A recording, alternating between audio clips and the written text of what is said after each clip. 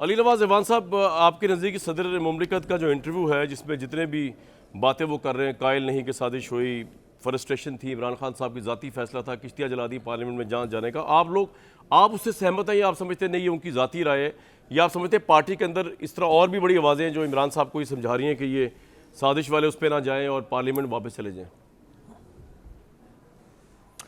देखिए, as an president उनका वो इंटरव्यू था और वो उनकी एक राय थी। जिस तरह आपने हमें सुनवाया मुख्तलिफ चीज़ों के ऊपर, और आपने जिस तरह इंट्रो में बिल्कुल ठीक बात की, और उसमें कोई ऐसी चीज़ नहीं जिसको बहुत ज़्यादा डिस्कस किया जा सके। उसको इसी हद तक जितना आपने सुना दिया काफ़ी है। पर मेरे लिए आज का थोड़ा डिफरेंट था क्योंकि मैं आपका स्टूडेंट हूँ।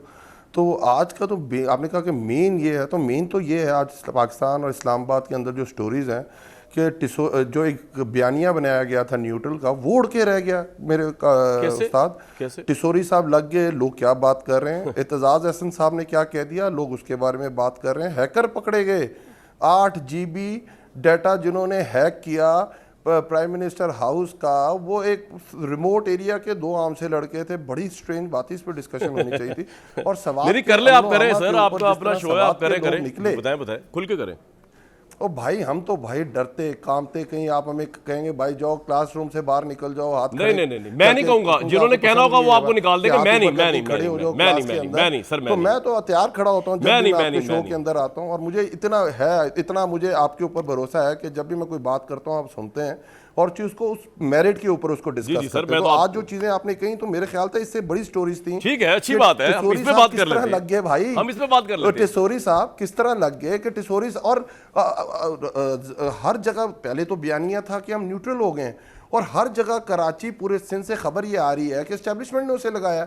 और वो कहते हैं 1 महीना पहले उनको लाया जाता है, डिप्टी कन्वीनर लगाया जाता है, और उसके बाद टिसोरी फ्रॉम नोवेयर, जिसकी वजह से फारूक सत्तार को पार्टी से निकाल दिया जाता है। उनके बारे में क्या क्या कहा जाता है टिसोरी के बारे में, और एक फार्मूला तय होता है, और टिसोरी साहब गवर्नर लग जाते हैं।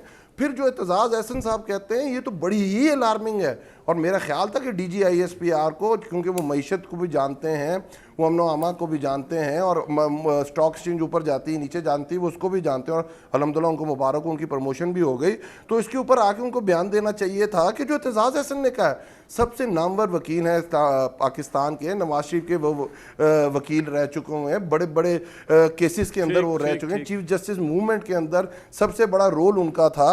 और सवात के अंदर जिस तरह लोग बाहर निकल आए हैं और उन्होंने अपने कहा है कि हमें अमन चाहिए, और क्या हो रहा है उधर, ये तो बहुत बड़ी खबर है। तो 2 हैकर, कामरान भाई, मैं और आप तो भाई जिन सिर्फ बातें ही करते हैं, हमसे तो अच्छे वो रिमोट एरिया में लोग हैं कि प्राइम मिनिस्टर हाउस तक एक्सेस है, 8 GB डाटा वो निकाल लेते हैं, किसी का हेड रोल नहीं होता, किसी को पता नहीं चलता, ऑडियो लीक्स हो जाती हैं और एकदम वो पकड़े भी जाते हैं। कितनी जबरदस्त बात है। लेकिन बात ये है कि अगर उनको पकड़ लिया गया है अली भाई, तो खुशी की बात ये है कि मजीद ऑडियोज नहीं आएंगी। अब ये खुशी का पहलू भी देखे ना, अगर वो दोनों पकड़े गए हैं तो आपके इस बयान से, क्योंकि आपका कामरान भाई इतनी अच्छी बात की आपने, इतनी अच्छी बात की, तो मुझे वाकई आज खुशी में आज कामरान भाई के अपना उस्ताद कहता हूं।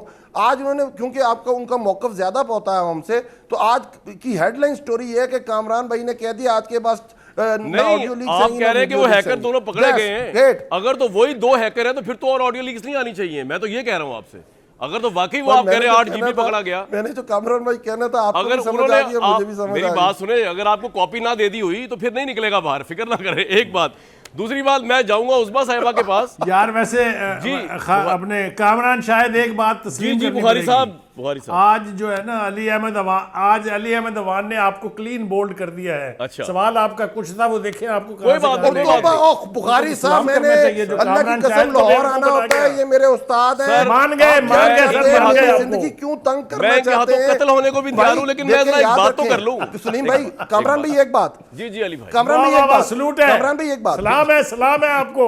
जी अली भाई, बोले।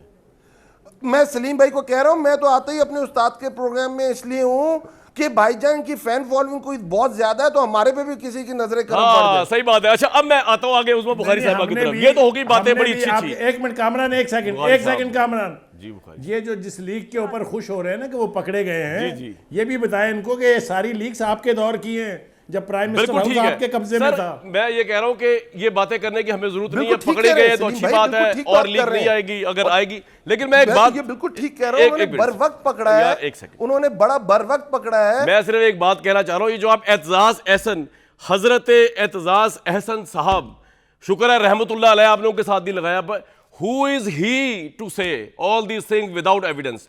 मुझे तो बड़ा अफसोस हुआ उनका बयान सुन के।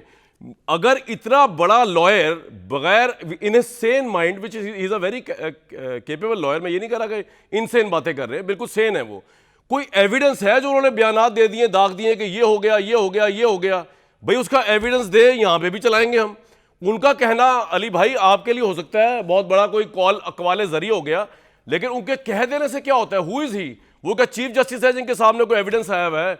वो कोई ऐसे लॉयर हैं जो केस लड़ रहे हैं सारे मामले का और उसके अंदर उनको मुलजिम चल गया पता और एविडेंस उनके हाथ में? मतलब ये तो ऐसी बात ही होगी, कोई आप पे इल्जाम लगा दे तो मैं तो उसको यहाँ पे डिस्कस भी नहीं करूंगा। हाँ आप एविडेंस दें।